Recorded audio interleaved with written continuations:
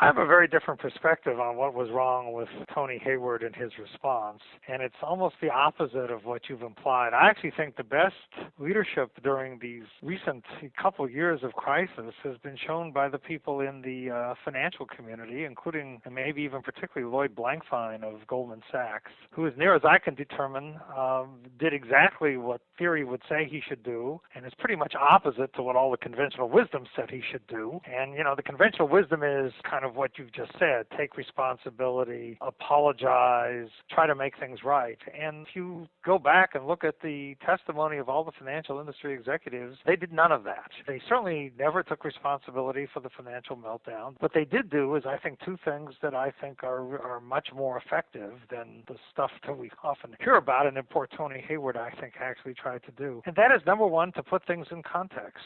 So when Lloyd and his colleagues at Goldman Sachs were accused of trading against their clients and doing a bunch of other things, they explained, they basically said, this is how financial markets work. Every trade requires the party on the other side. And yes, we took trades across from, we did in fact short some securities that we were, selling to other people, but that's how the world works. And we're extremely unapologetic. They certainly never offered, nor has Jamie Dimon, nor has anybody else, to pay for anybody's financial losses. And at the end of the day, if you take a look, much though this may go against, I guess, as I said, conventional wisdom, you will see that Goldman Sachs and the financial industry has done very well. They certainly have not suffered the financial consequences of British Petroleum. There's no $20 billion trust fund that some government official has unlimited access to. Their share prices are down less than BP's, and people have kind of moved on. And I think it goes to a quote from Henry Ford II, who once said, "Never complain, never explain." And that is, again, I think, quite different from conventional wisdom. But my point would be that if you're willing to basically put yourself out there as a punching bag and say mea culpa, you will find that many people will be willing to take punches at you for pretty much as long as you're willing to stand there and take it.